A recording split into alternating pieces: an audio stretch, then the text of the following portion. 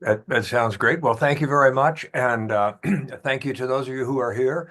And a special thank you to David Edwards and Earthbound Homes for who has put together and making this presentation for us. Really looking forward to it.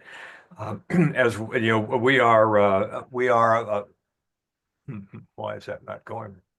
There we go.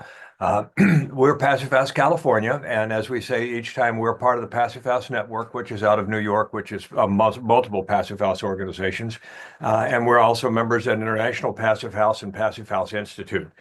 And when we're thanking our our silver sponsors especially, and here's Earthbound Homes over here. This is David's company, Small Planet Supply up in the from up north, and Minutair, which is a Canadian company with a HVACD units, and then we have a number of supporting sponsors. From as you read across here, 475 high performance buildings, Rockwool, Fergus Garber, our architects here as locally, Ream and Steve Eltron are two water heating companies. Hayward Lumber, the Heinrich team is a real estate company. Pete Moffat, Intelligent Membranes. They just came out with what they called a GOAT liquid grommet, GOAT for greatest of all time liquid grommet. You can look that up. Prosecco, a Good Space, another builder, Icon Windows and Doors, and Todd Jersey Architecture, who is in up in the Oakland area. So that's thank you to our sponsors, and let me now I will stop share and turn the presentation turn things back to Kim. Thanks, Jay. Welcome, everyone. Hi, nice to see you here. My name's Kim. I'm the communications manager here at the Passive House Network.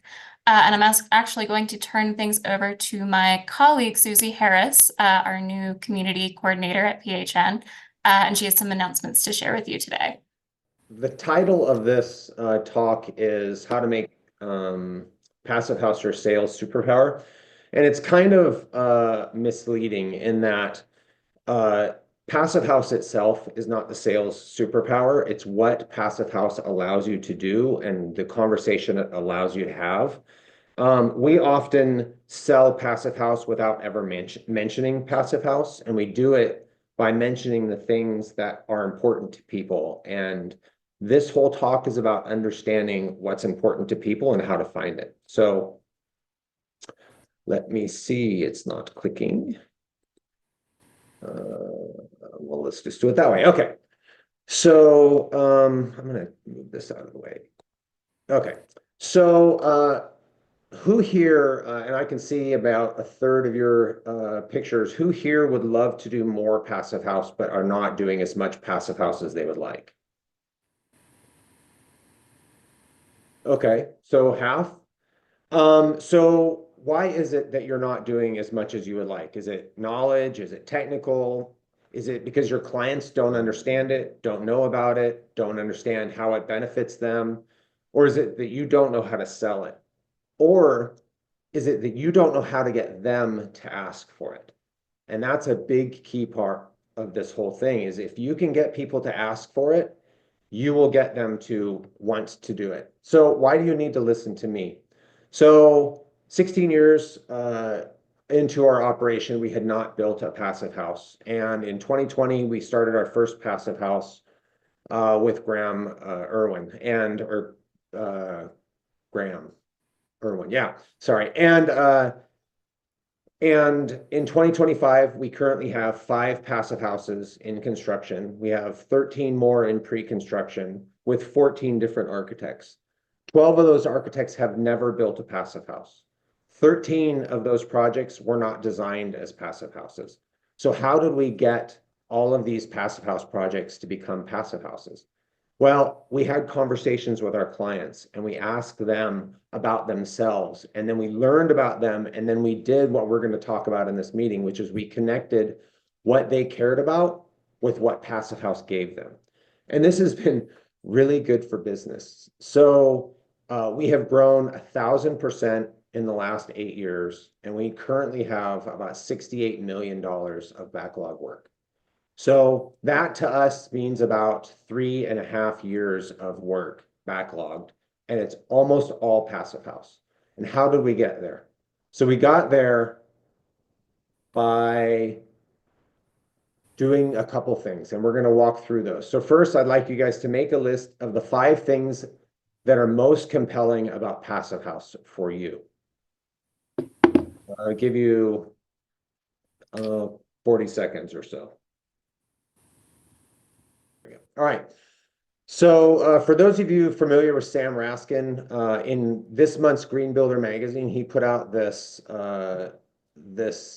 story, or this article, rethinking how we scale climate solutions. And I thought it was one of the most kind of well-reasoned and thought out aspects that I've ever read about this. And it says essentially the underlying policies and programs of the green building movement, Passive House, et cetera, although admirable in their intent, offend more than half of the American citizenry, unwilling to accept new regulations, reduced freedoms, complex science, and scientific burdens. These types of climate initiatives are detached from the everyday existence of too many households struggling to manage wellness in all its forms, financial, health, and future security. We have a listening problem. We adamantly preach urgency related to complex metrics few can understand, rather than being laser focused on first understanding and empathizing with the key metric affecting the growing majority of Americans, lack of well-being. And climate advocates are surprised and when their urgent cause are not being deeply seen. So this, to me, is exactly the issue that I'm going to address in this talk. So now that we've made the 5 things that you think are most compelling about Passive House, now I'd like you to write down a list of the 5 things that are most important to your clients. And we'll give you another 45 seconds.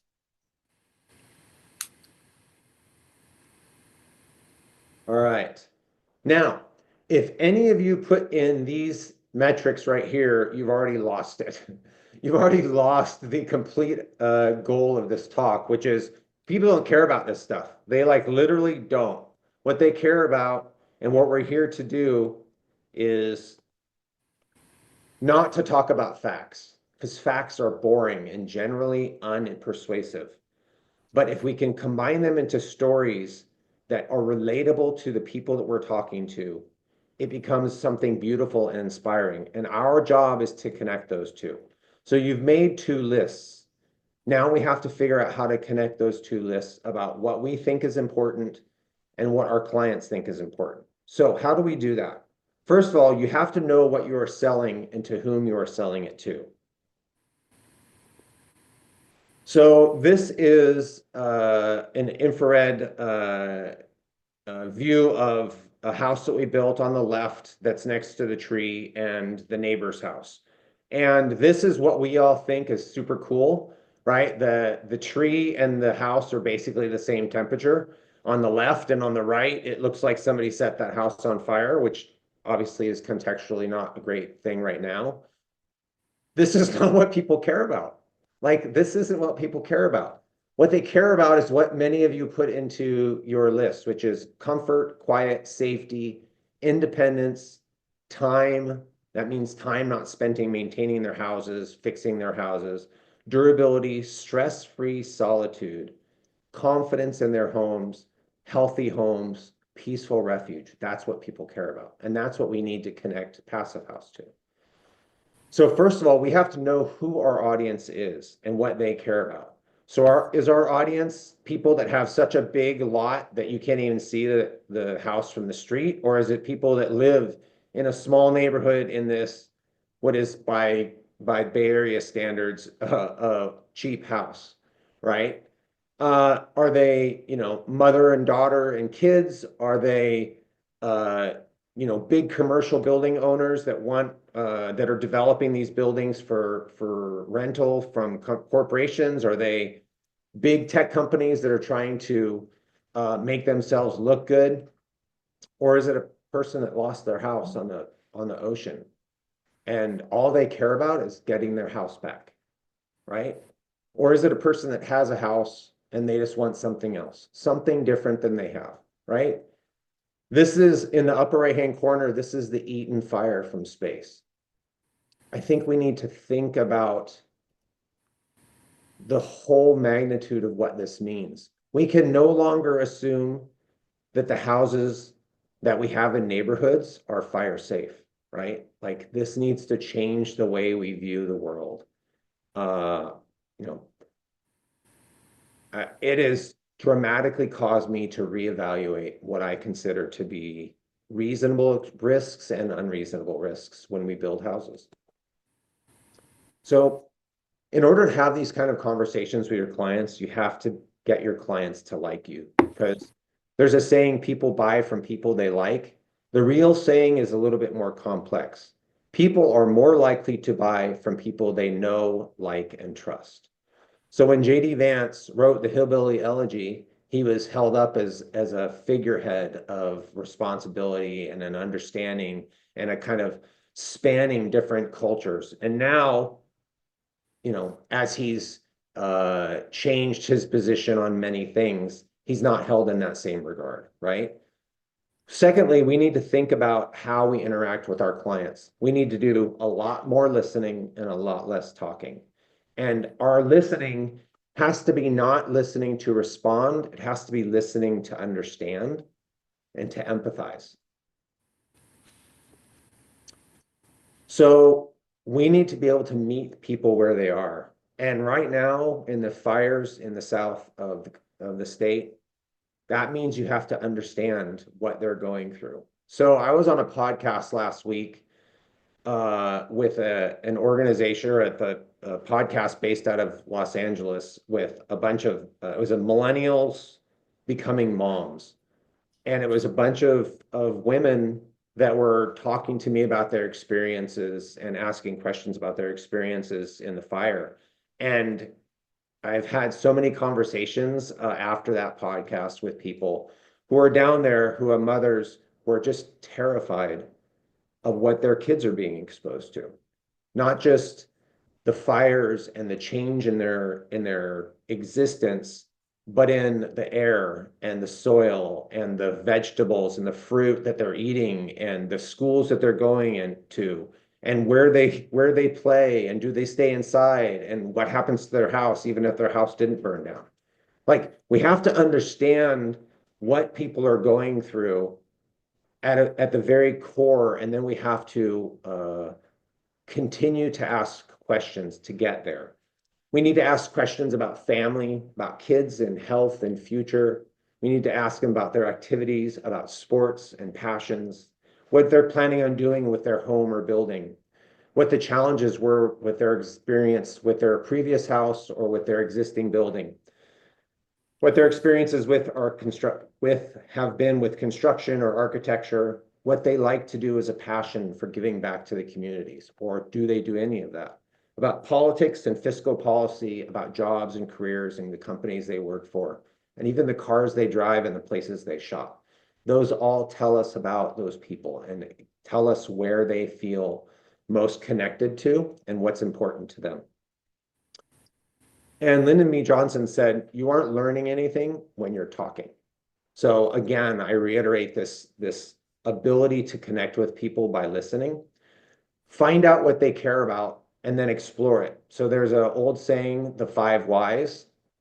Ask them why? Why do they feel this way? What's the underlying cause, right? Really get to the root of it, and they will tell you what's important to them. They will give you that connection, though that second set of the lists that you guys wrote down, they will tell you exactly what's important to them. And when they tell you what's important to them, you address those issues and you connect the two. So here's a very important aspect of this whole talk, is that you have to use that pain, that emotion that they give you by asking those whys for their benefit. And it's very easy to corrupt that and to not use it for their benefit. So you have to be super responsible here. The reason that this ad works is because the sad puppy dog face elicits emotion, and then the I need you elicits activity, right? So that's how we reach people, is we find out what they care about, and then our full goal should be about becoming their trusted advisor. about advocating for them in every decision they make. This is especially powerful if you're put into a position where they have to make a decision that's actually good for you and bad for them, and then you advocate for them and against your own interests, right? Don't do this addition because you can't afford it. Don't use this material because it's flammable, even though it costs a lot more and you're going to make more money. Don't advocate for them, and that will get you their trust, right? Anybody who knows about materials or specifications, that's a typical salesperson. It's the person who will advocate on their behalf, even at their own detriment, that becomes this trusted advisor in the same level as a friend or parent or a sibling. So now your goal for the rest of this talk is figure out how to connect each of the items that in your first list with the items in your second list. And that's how you connect Passive House to your clients and your clients' needs and wishes. So what does that mean? Well, it means that if you can have a conversation with your clients to persuade them to do things and then make them think it was their idea, that's the way you get them to own these decisions. So how do you do this? Well, I have found that if you question them and find out what they care about, and you find their problems or their pains, and you elicit emotions, and again, this is a very risky spot. You could elicit emotion that terrifies them, and that's not good because people don't tend to make good decisions when they're scared. But if you can get them to realize that they have a pain or an issue, and then help them find the idea, then they're going to be happy about that, right? They're going to advocate for that solution, even though it was your idea originally. So what does this mean? Well, some people have an idea that Passive House looks like this, right? And maybe you don't want to live in a house that looks like this, right? So how do you change your clients' minds? You show them projects like this that are also Passive House, but change their perspective of what Passive House means. What about comfort or quiet or quality? Well, it depends on what their pain is. If their pain is that they're building a multi-million-dollar house right next to a railroad track, their pain is probably going to be indoor air quality and sound, right? But if their pain is associated with being out in the middle of nowhere and being kind of susceptible to the climate, then they're going to be talking about resiliency. And the same is true whether this house is in the middle of the tundra or is on a hillside in the Palisades, right? Like we have to understand what matters to them. And then we can talk about what makes their house more comfortable, more resilient, right? We can talk about airtight windows and heating loss and sound coming from through the windows and drafts and how it's much more comfortable. Or we can talk about the windows specifically on their ability to get American style windows that have no real air sealing, that really don't perform very well, that aren't good STC ratings, so sound transduction. And we can talk about all the awesome aspects of Passive House windows that make them really good at making houses comfortable, better insulation, changing the thermodynamics of those openings. What about fire? So we obviously know that right now, this is probably the most terrifying picture I've seen in a long time. And if you saw the video of this, it is literally like hell. It must have been just terrorizing for everybody that was in this, right? And so when people go, and I mean, I wasn't even in it, and I have really strong feelings about this, right? So when we have strong feelings for them, show them that, there is an ability to change just small things, not putting plants next to a house, not surrounding your house in mulch or having a wood fence, putting a little bit of a 5-foot barrier of gravel or sand or some non-combustible material around the house, having a metal fence. And maybe if you want plants and bark around your house, it's just 5 feet away. And then showing them that that's the difference, right? That you have a solution to this. That solution is an exterior landscaping issue, right? This solution is an interior insulation issue with fiberglass insulated house and a no insulated house and a cellulose insulated house. And the difference in what that does to that house as far as the flammability of that house. This is just plywood, right? And they just went up and lit it on fire, and the insulation in the cavities of the wall has a dramatic effect on what makes that house flammable or not. And we go back to the windows, right? So now we've touched upon windows for comfort. We've touched upon windows for fire safety. We know that many of the windows that we've seen have been blown out in these houses, right? And why is that? Obviously, many of them were not tempered glass. Maybe some of them got broken by wind-borne materials, but more than likely, they got broken because of the heat, right? And so now we have these windows that are 3 times more effective at blocking out heat.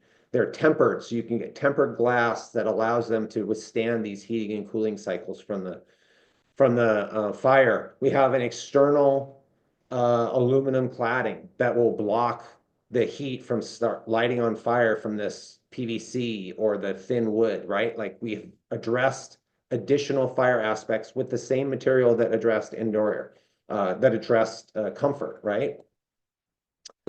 So then we go to health and pollution protection, right? We talk about the smoke, and the Bay Area knows all about this, and I'm sure right now LA is figuring it all out too, right?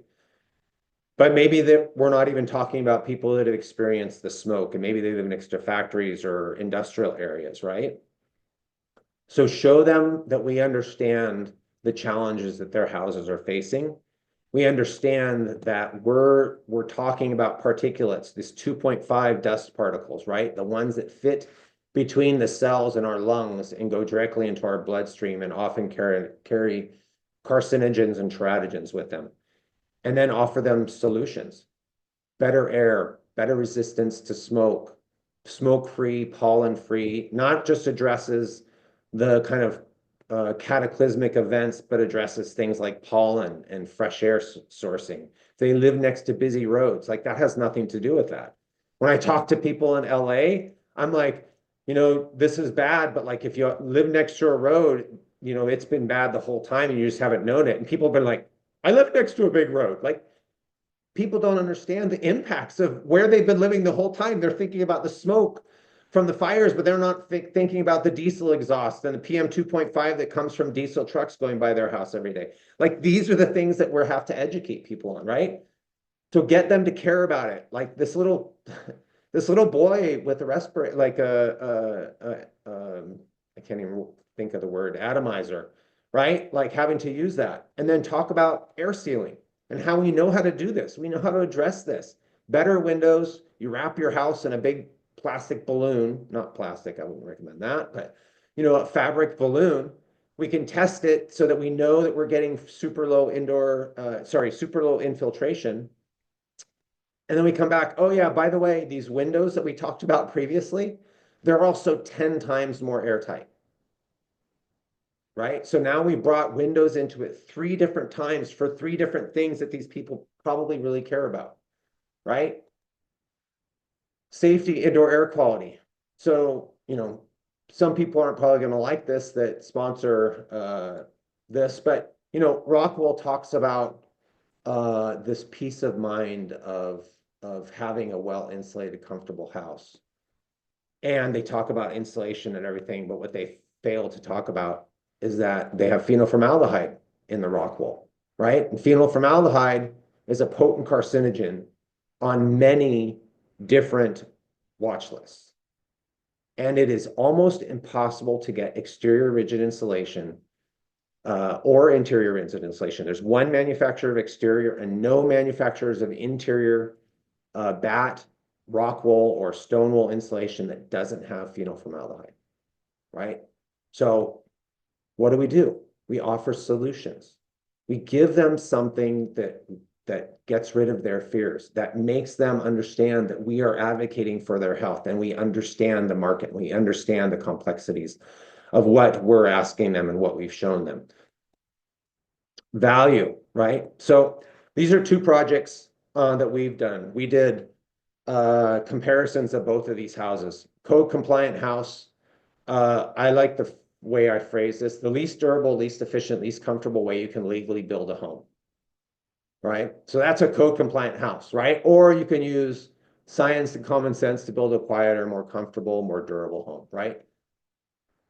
And the code compliant house is 2.6% less expensive than the passive house, right? So we've accommodated more expensive air sealing detailing and better windows with a smaller HVAC system and air filtration system, right? Like we are paying attention to the details. This house, can't tell you how much it costs, but if we built it to passive house, it would have been less expensive than the way we're building it, right? Like this isn't about cost, it's about value. So, then there's, I saw earlier, money, cost, right? So the people who care only about money and cost. So generally cost is relative. It's really about value that people care about, right? So, these are the companies and the organizations that many people consider not getting any value from, and they resent having to pay for them, right? And then we can talk about energy efficiency and telling PG&E to go fly a kite in an electrical storm. We can talk about not having to pay for gas by plugging in your car. But energy efficiency has this kind of greeny, liberal, tree-hugging kind of feeling, right? So then you get specifically to financials, right? So any good libertarian with a good 401k and investment portfolio would realize that when we're talking about average energy usage of 21 kilowatts per day over 365 days per year at PG&E rates, it's about $3,600 a year in electricity. If you buy a 5 kilowatt system, you pay back at PG&E rates, pay back that system in 2.25 years. This is the graph looking at the ROIs of that if there's no increase in cost of electricity over the next 25 years. So just to remind you guys, electricity in California in PG&E territory went up 30% last year. 30%. So I'm going to be conservative, probably not very much of my life I've said that, but I'm going to be conservative in calculations here. If we have zero increase in costs between 2025 and 2050, the ROI on that $8,100 investment will be $90,000, right? It will be an $81,000 return on investment. If electricity increases at 7%, which is this line right here, the return on investment is $227,000, a 2,800% return on investment over 25 years.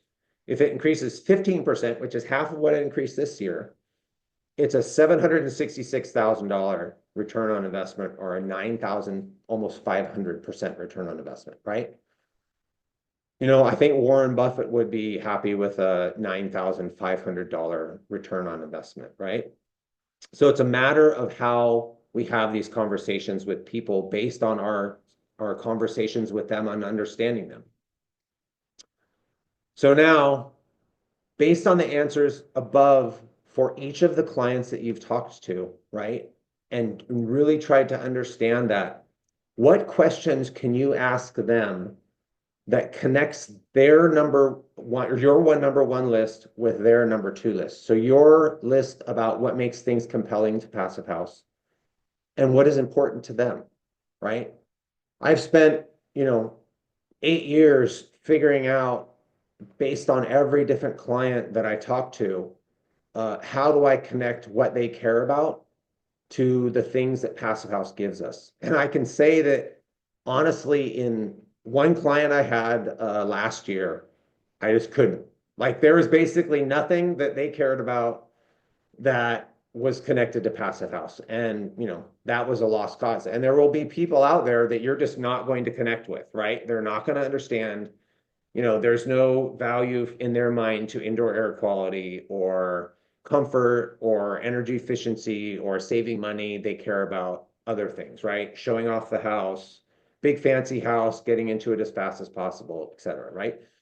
So, we're not going to reach all the people, but, the point that I tried to get at with one of my first slides is that we can have conversations with people, even people that don't know anything about Passive House. And by making the connections between the items in number one list and the items in number two list, and then figuring out how to connect those two items for that client based on what they care about, based on the things that are relatable to them, you can pretty much convince most people that passive house is a pathway forward. So 80% of our projects have been changed from not passive house into passive house. I feel like that's a really good way to get the passive house projects that we want, even if they're not coming to us with passive house. And that's the end of my talk.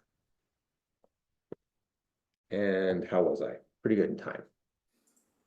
Questions?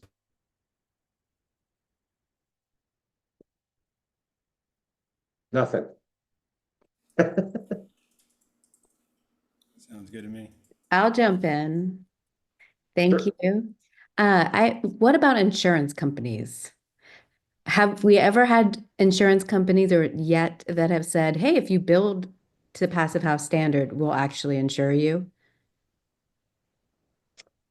Not an insurance company person. I think that Passive House does a good job of addressing many of the issues with fire, but I think exterior material selections, durable materials, making sure that, you know, our projects are ember safe. We still have venting in the rain screens very often in our houses. So like there's issues. And then, you know, they talk about continual the fire safe area around the houses. Like Passive House doesn't address that at all, right? And Passive House, unfortunately, also doesn't address material toxicity, which I think is something really, you know, a real miss for Passive House, which the Living Building Challenge has addressed much more effectively, in my opinion. There's obviously aspects of the Living Building Challenge that make it largely untenable for 99.9% of people. But you know, the red list and toxic chemicals is something we should really consider. And honestly, most people I talk to, that's one of the first things they talk about, right? Is toxicity of the house, outside toxicity and inside toxicity. I have a question. Sure. Smoke dampers. With the smoke, so everyone knows we got to remove the vents from the attics and that kind of thing for traditional houses. But if you do have any dampers, or sorry, not dampers, vents, like let's say the client wants to have a hood vent or something. So do you guys recommend installing fire smoke dampers like a commercial building? So that way you can still exchange air, and the same thing with like a ERV. So do you think now we need to have, because you can have the tighter mesh net, or I'm thinking even better like a fire damper. So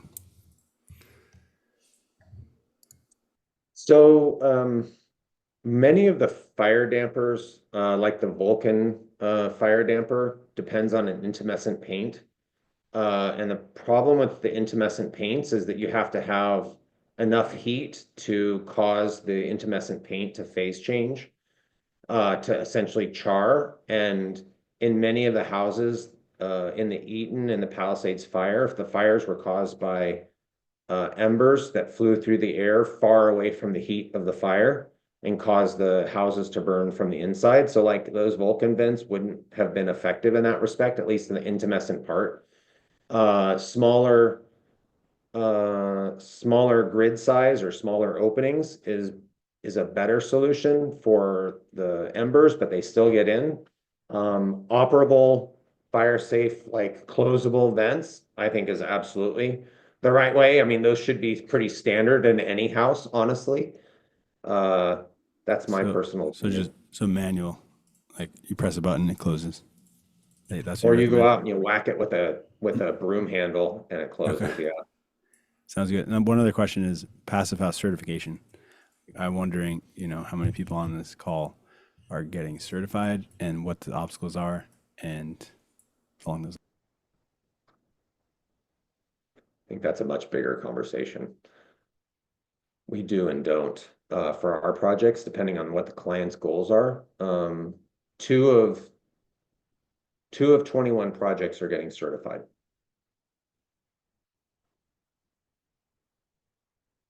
I won't speak for Got anybody it. else.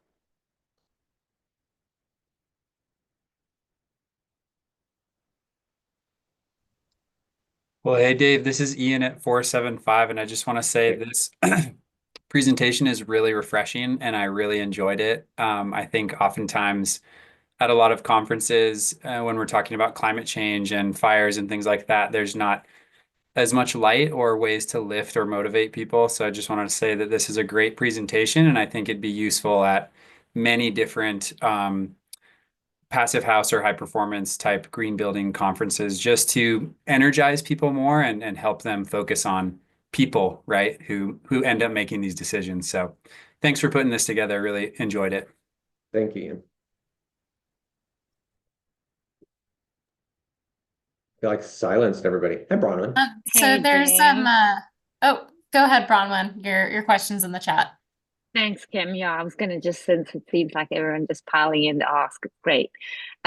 Fabulous presentation, Dave. Thank you so much. My question was sort of a general one. What do you hear from your clients as the biggest driver? What converts them from coming to you, for a house build to doing passive house? Just curious to hear. So, for us, it's two things, or three things. So the first is pre-construction of really planning projects and making sure you know what you're building before you start building it. Whether you're passive house or not passive house, majority of people want stability and knowledge and security and knowing what their project's going to cost. As far as the passive house elements per se, by far and away, absolutely by far and away, it's indoor air quality. And it's how we sell passive house, it's how we sell air sealing and insulation and high quality windows. Indoor air quality is 95% of how people, or why people, or at least our clients, go passive house. And I don't know if it's a positive or negative that I have a couple degrees in chemistry and biochemistry, and they feel that security of knowing that we're paying attention to things that most other builders don't and architects don't. But certainly indoor air quality is everything. And it's everything to people that I talk to in LA right now, having to do with the fires. Like, honestly, most of them don't care about the house. They care about outside and indoor air quality and their safety or their family, and they're all tied together. Thanks, Dave. That makes a lot of sense. David, great presentation. Thank you. Thank you. One thing that passive house doesn't really touch on is embodied carbon. How do you, because embodied carbon doesn't really relate to the building, like environmentally and how the person feels, but have you been able to make a successful link from list 1 to list 2 to bring that into somewhere? So when I about a year ago, I started subscribing to One-Click LCA, and I incorporated One-Click LCA into our estimating process. So now every project we estimate gets a embodied carbon calculation. I've been reporting to that to our clients. So far, nobody cares so much about it. It's been interesting.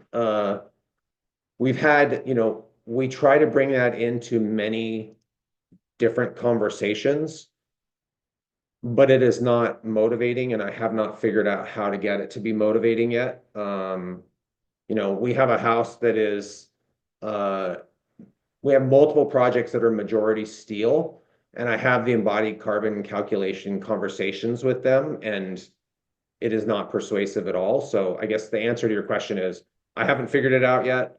There's no rebates or anything like that, right? There's no financial incentives in the state.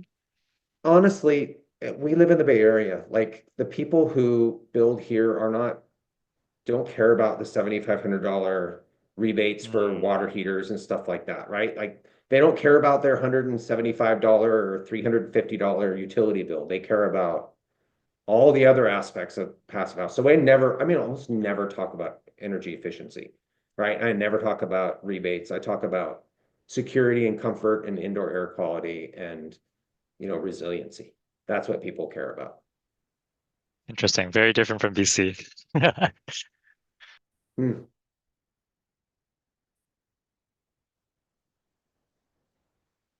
Thank you for the question, though. Dave, I just put a comment in the chat on that. And Newt and I, I'm on the board of the Passive House Network, and we did initiate a tool to connect PHPP with the EC3 database by a UK developer who's done that for the UK market. But we just didn't get enough uptake on it to continue maintaining it and updating it. So it's happened, it's out there. It's still kind of, we just put it on the back burner, unfortunately, but it's totally possible. We just, as Dave has experienced, our marketplace just doesn't have I mean, very few jurisdictions are even like requiring it. I know California's started to look at it for commercial. Massachusetts is starting to do this. So I think it's going to start evolving, and we'll see that be integrated back into Passive House. It's very easily done, and we've got the infrastructure for it, but just market demand and capacity. So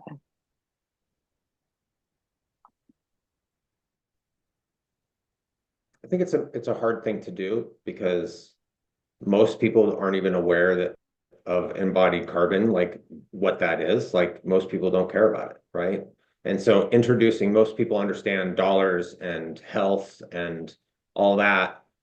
Embodied carbon is an amorphous concept that is not easily connectable to real life experiences and cares yet, right? Somebody will figure it out. Just hasn't been me so far.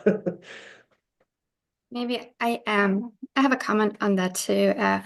We have a client for which we made it a requirement. We told him, hey, we will help you with your project, but we this is a really big house. We want a carbon analysis. And just showing this client, hey, your house is like 4 times, 5 times higher than the average house being built, while we have to get like in the other way, in the other direction, but like helpful. So he is open to doing changes because of just that, just like making it visible. And then mainly had a question for Dave. How important is it to make potential clients experience passive houses? Do you bring your clients to passive houses or mostly not? I do. It's a it's a really interesting thing. So I built a passive house for myself in Santa Cruz when my house was destroyed in the 2022 atmospheric rivers slash disasters. And I learned and continue to learn a lot about passive house. So I have given it to architects that I work with. I've offered it to clients. None of them have taken me up on it. I've offered it to my employees who have taken it up.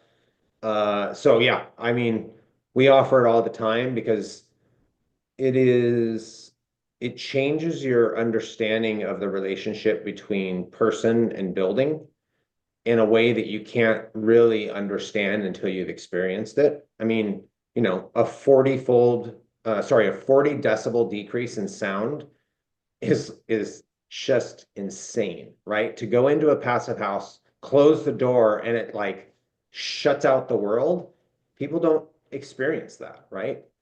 And so anything we can do, like I said, we have 5 passive house projects in construction right now. And we had a big open house last year in one of them in Palo Alto. And yeah, I mean, we're constantly trying to allow people that experience. I think it's important. Maybe you're going to open your house up, Kristen? Of course, at some point. I'd There you love go. to. Can I ask a question about concrete houses? Does anybody do concrete houses with passive house, or is it mostly wood frame?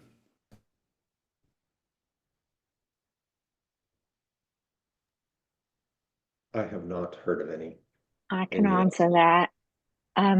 Not in California that I'm aware of, but there are, I know one developer of a wall assembly that is lightweight concrete based, and it was developed for prefabricated passive houses in countries where there is no wood availability, and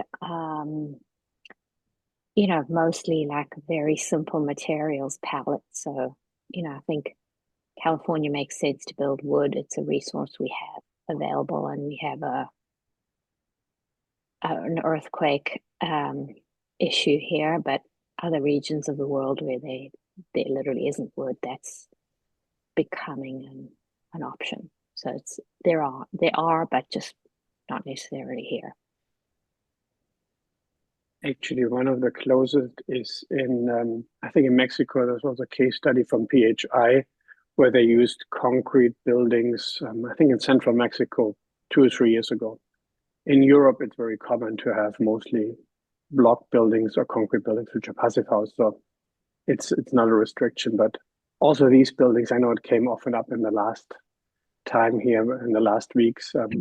Also stone buildings or concrete buildings are flammable, and they're not fireproof buildings. So it's not necessarily the material, it's just how it is built. One question I actually have for the sales Superpower, you mentioned only 2 out of 22 projects get certified. Why is the Superpower not working on the certification part, and how can we do as a community better that more buildings are certified?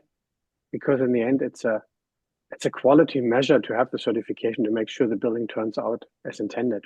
Any advice on how to persuade clients to go the last step? Because I think that would be a good quality control part and also a good outreach for the passive house movement. Yeah. That first list where you put the 5 things that you find most persuasive about passive house, my 5 items is including certification. So I don't push certification. I ask about it, but in my personal opinion, I know the quality of the projects that we produce, and we're pretty uptight about it. And I'd rather clients put money into the things that matter to them than the certification. So I've had the conversation several times, and everybody goes, does it help my resale value? No, nobody really cares about passive house. Does it make the house any more efficient or any more comfortable or any healthier? No, not really. Then no, I'm not going to do it. Okay.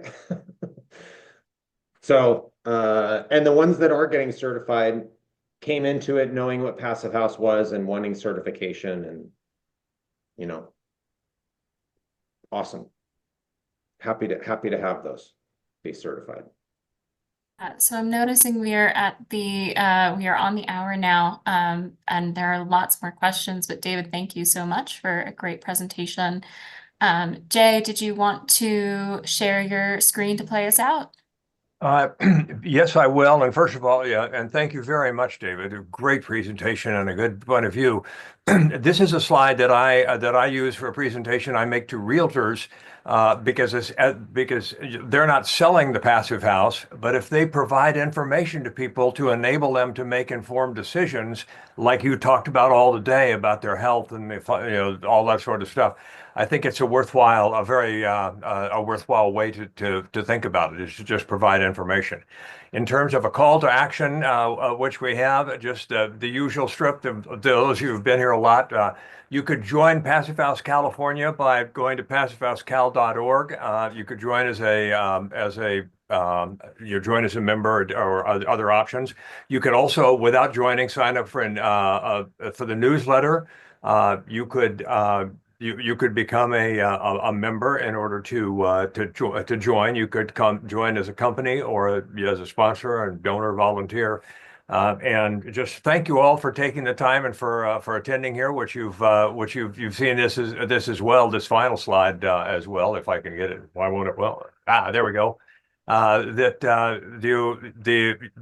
person that knows about it and is share information about it is like the one light bulb that's lit here, because that information spreads and illuminates other things. So thank you for your time and attention. We look forward to seeing you next time. And Christian, we'll be having this recorded and available on the website within a week or so, and so you'll be able to come back and look at it. And if you wanted to do screenshots of some of the great listing that David had in his things that were there, you'll be able to get the screenshots of it on your own version. So thank you very much. Everybody stay safe and be well. Thanks, everyone. Thanks, David. Thanks, Thank Jay. We will see you next time at the Passive House California webinars. Have a great day.